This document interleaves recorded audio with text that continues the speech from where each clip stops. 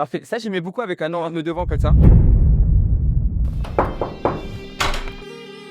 Hello Spot, bienvenue à la maison, suivez-moi. Bonjour, je m'appelle Ryan, je suis photographe. On se retrouve aujourd'hui à Dead Spot et Adobe pour me suivre sur tout le processus d'un chanson de mode.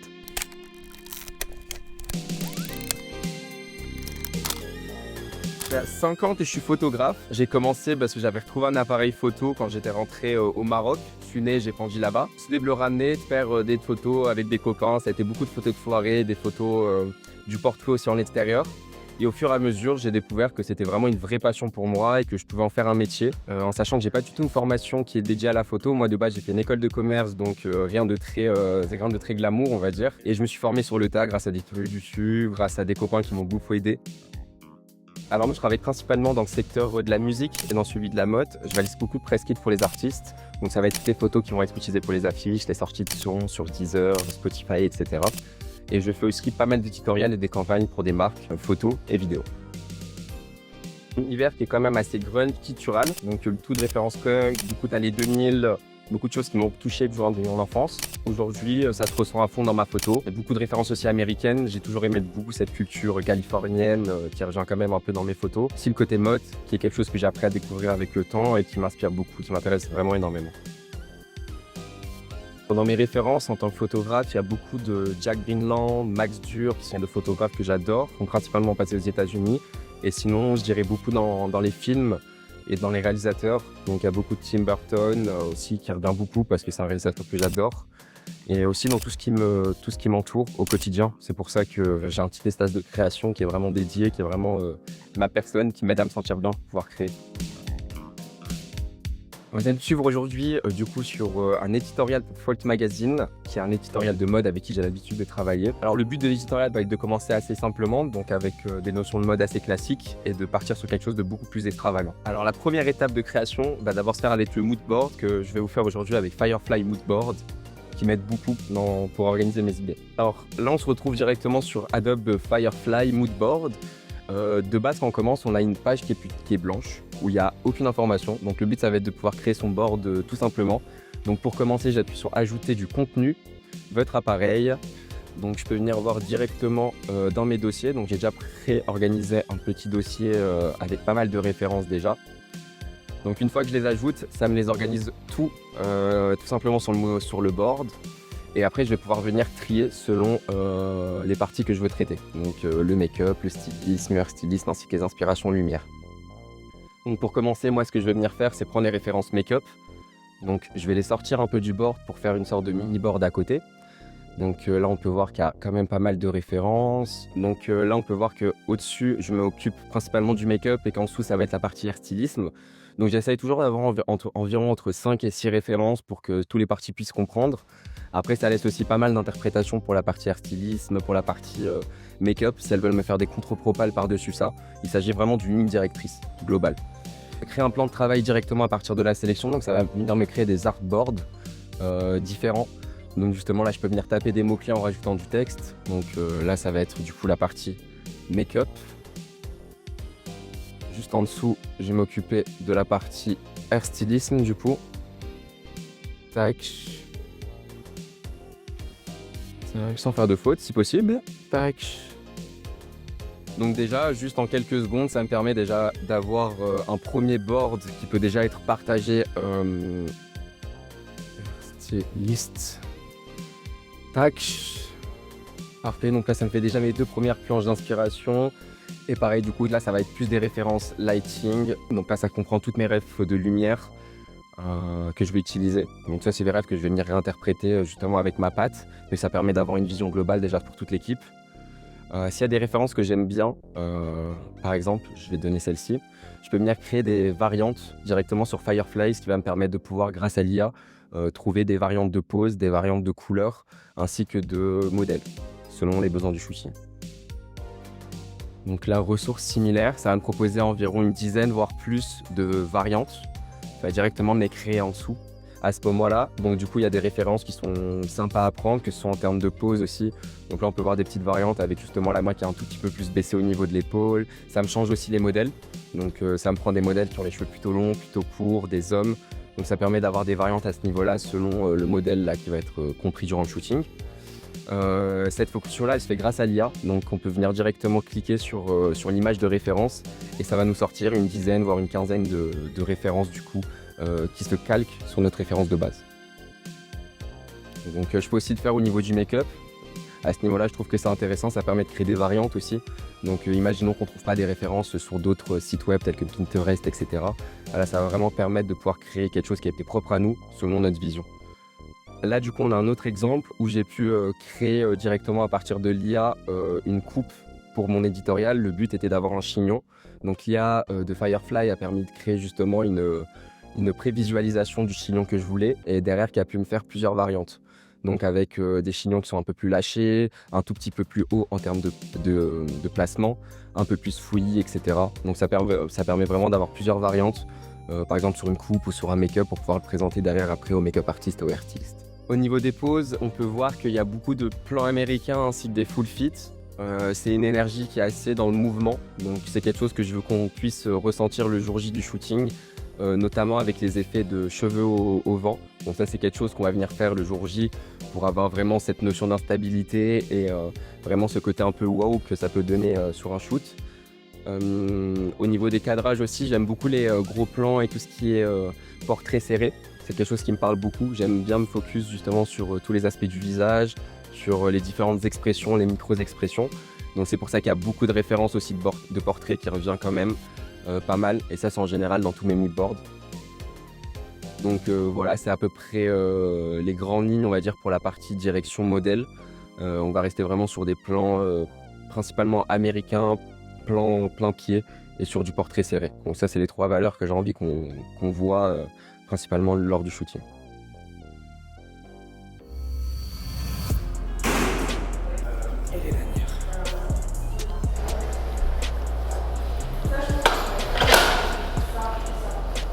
Alors actuellement on est au studio Magma, qui est un studio qui est situé à Montreuil, qui possède un merveilleux cyclo pour l'éditorial. Et ici il y a tout le matériel qu'il faut, c'est climatisé, il y a un make-up, un peu styliste, bon, tout ce qu'il faut pour un push aussi. Alors là on est sur un édito pour Folk Magazine, donc là on est très mode. Le but ça va être de travailler l'évolution à travers des looks, donc on va vraiment faire quelque chose de très calme en termes de hair stylist, en termes de tenue, etc. Puis on va partir dans l'extravagance, donc ça va être pousser tous les curseurs au maximum. Je suis dans le rush, on va dire, là ça va être l'installation, etc. C'est le petit moment de doute, même si on sait que ça va bien se passer. Mais ça va être les premiers tests like, les premières installations, etc. Donc on va dire très excité. Là je suis en train d'installer les softbox, donc ça va être pour la lumière. Je vais en mettre plusieurs pour le set et le but ça va être de venir travailler la lumière avec ça, d'avoir une lumière très boost, qui vient très bien sentir sur le visage, au lieu des bols qui sont un peu plus durs on va dire, et des ombres un peu plus marquées. Grâce à Photoshop, je vais pouvoir accentuer ces lumières-là. Je vais pouvoir aussi venir pousser grâce au Dodge and Burr au niveau des peaux, etc. C'est ce que je fais quand on fait jeu de retouche. Et ça me permet vraiment de pousser la vision artistique à son paroxysme. Là, actuellement, il faut que je pense à pas mal de choses. Donc là, ça va être mettre toutes les lumières, tous les branchements pour que le jeu arrive. Ça va être de taper aussi les polyboards. Donc ça veut dire à pisser les pluies. Donc ça veut dire lumière aura essayé de boire d'un côté ou de l'autre de la photo. Ça va absorber la lumière. Et je vous, ça avait pris tout ça, passer aux batteries aussi pour les flèches, parce que j'ai des flèches sur batterie. Il faudra penser à les changer aussi en touche à coupe, ou éviter que du choix à court. Et sécuriser aussi les pieds. C'est à peu près toujours le même process, ça dépend si c'est de l'extérieur ou du studio. Mon studio, c'est un peu le process, on met toutes les lumières, on commence à voir, on fait des tests pour voir si c'est ce qu'on avait en tête et on se calise, qu'on ajuste au fur et à mesure.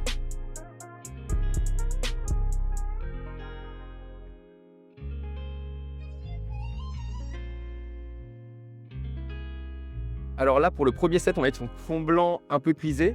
Le but, ça va être d'avoir quelque chose d'assez mode, d'assez calme. Le but, ça va être de ramener de la calme, du calme justement à ce niveau-là d'édito et après partir en extravagance.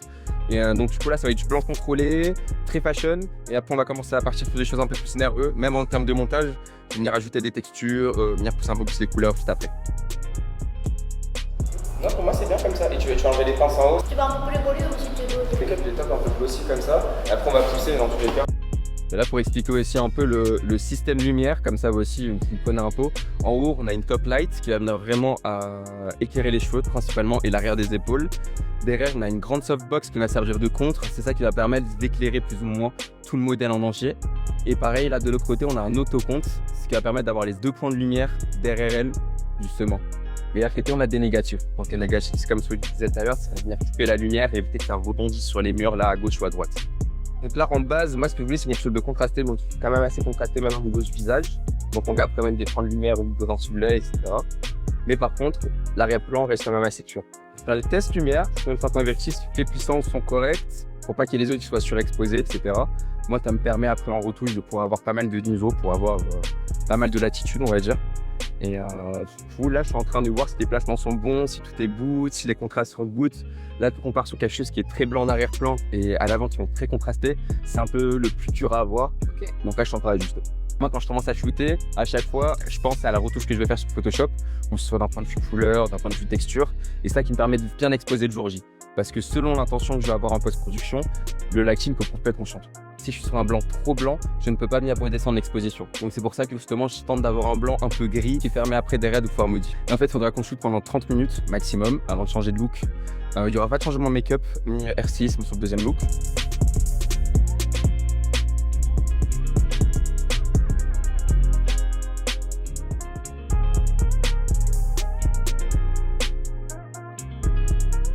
Là, je fais des ajustements avant le début de l'édito, donc je regarde ce que ça donne avec le make-up, le glossy, etc. Visage, ouais, c'est parfait, les regards comme as. Là, je sais que j'ai du 20 pieds à terre, du plan américain et du gros plan. Donc, je vais en varier un peu entre ces trois valeurs-là. Bah là, on a changé tout. Du coup, on est sur le deuxième look de l'édito. Soit en train d'ajuster d'un point de vue air stylisme, etc. Les derniers petits détails, bah, pour moi, je vais pouvoir refaire des tests avec, il faut commencer.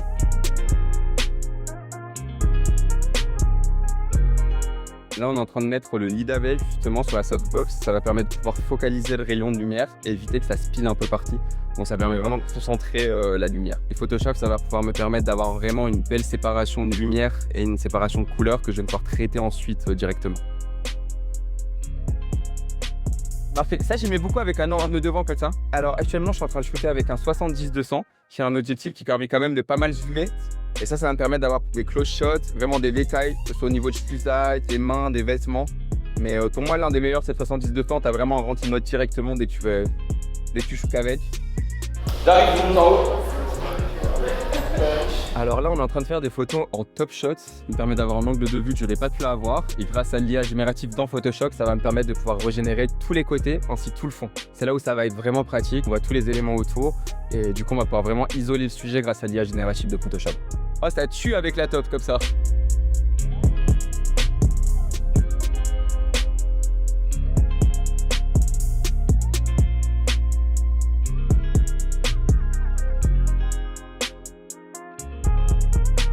Alors je vais vous présenter l'équipe du coup. On est avec Tomoko qui est au S6, qui est disponible aujourd'hui. On est avec Jessica aussi qui a fait tous les make-up, trop forte.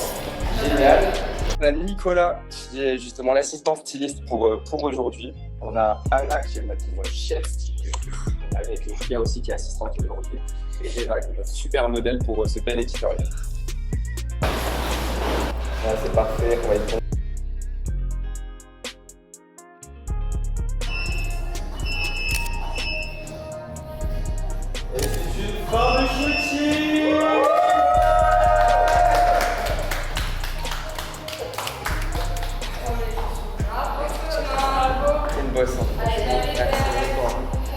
Merci à tout le monde en tout cas pour ce projet, trop cool. Merci pour la confiance. Franchement, des mains. Shooting, du coup, je suis sur un travail. Bon, bon, on a un flash qui est mort. Comme quoi, les risques du métier, ça arrive. Là, on est sur la fin du shooting, du coup, ça s'est super bien passé. On a réussi à rentrer tous les looks, tous les moods qu'on voulait. Donc, on est hyper content. Et on se retrouve demain pour l'editing sur Photoshop.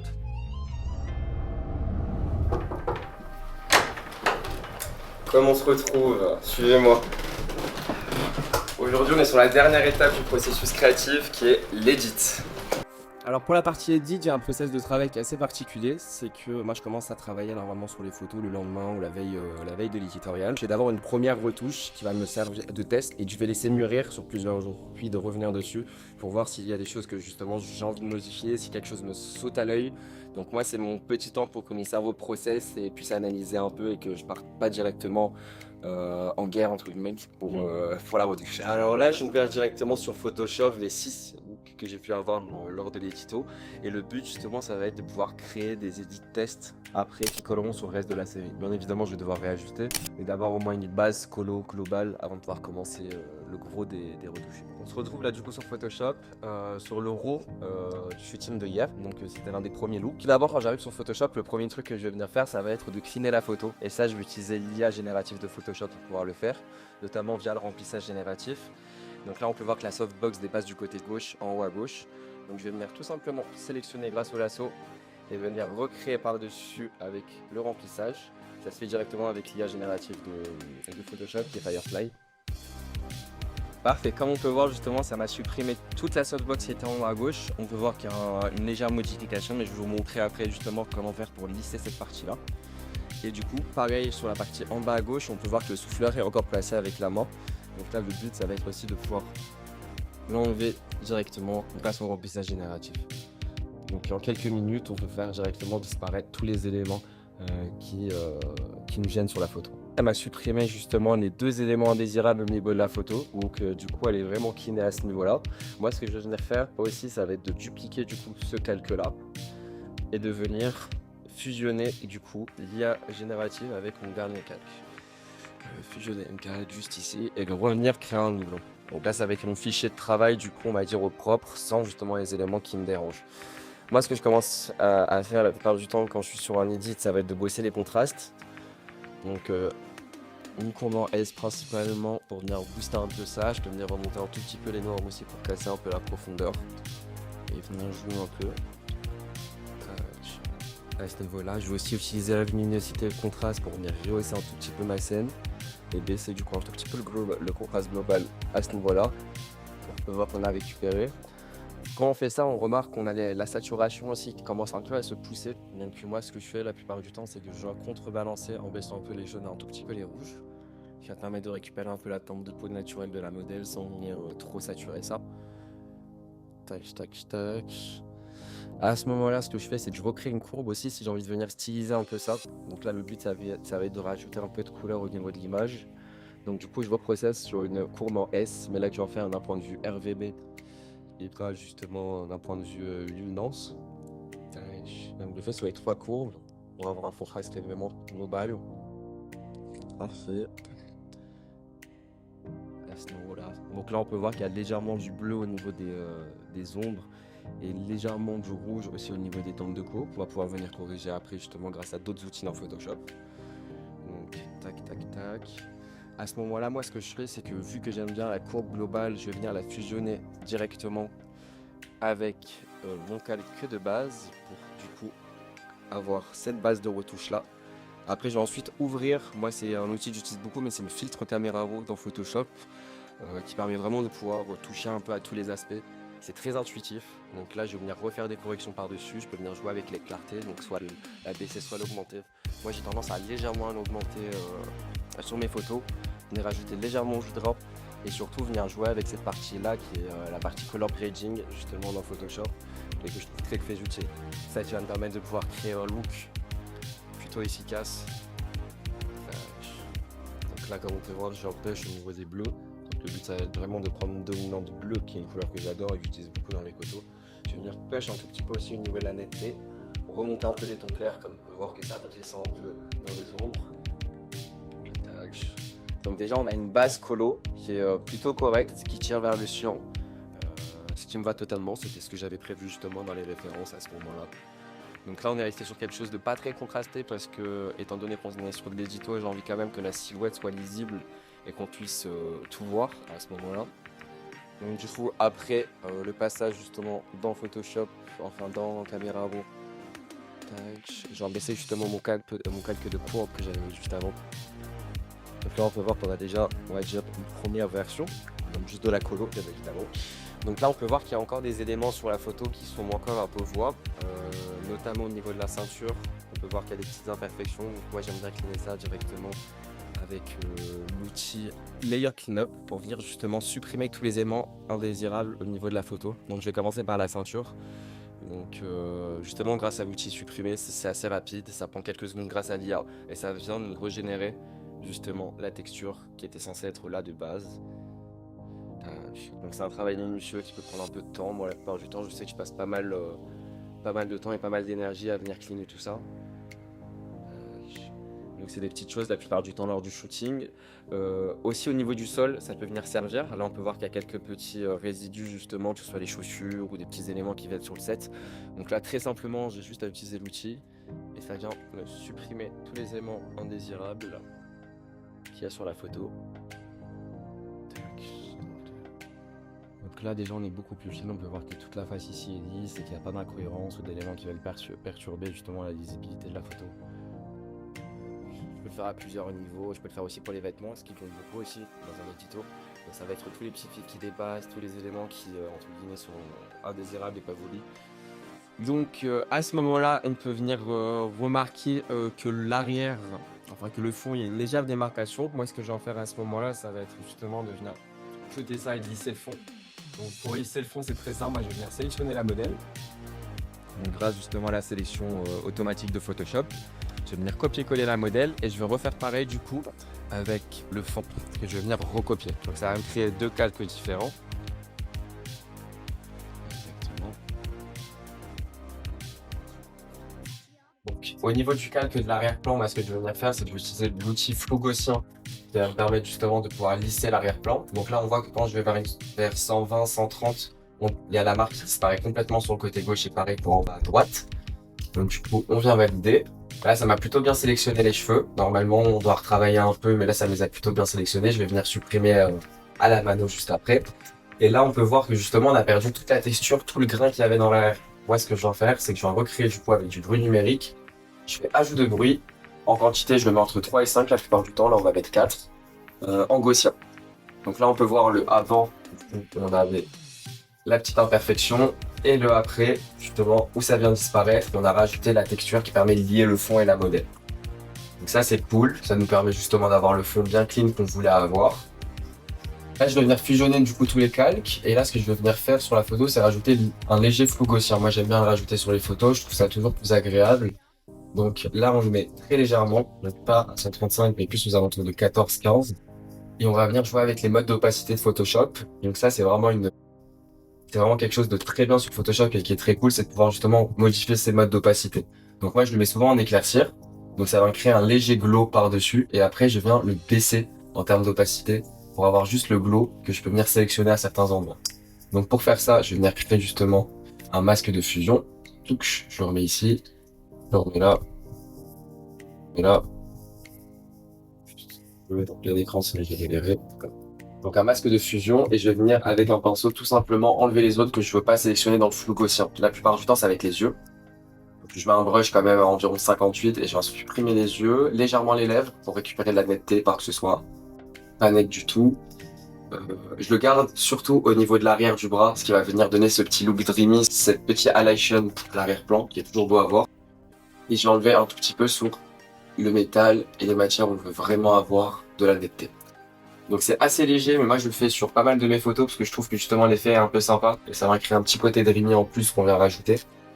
Donc une fois qu'on a, on va dire, notre base qui est plutôt clean, je vais venir recadrer via l'outil de recadrement de Photoshop qui est très pratique et qui permet de le mettre en format 4/5, qui va être le format Instagram qu'on va utiliser.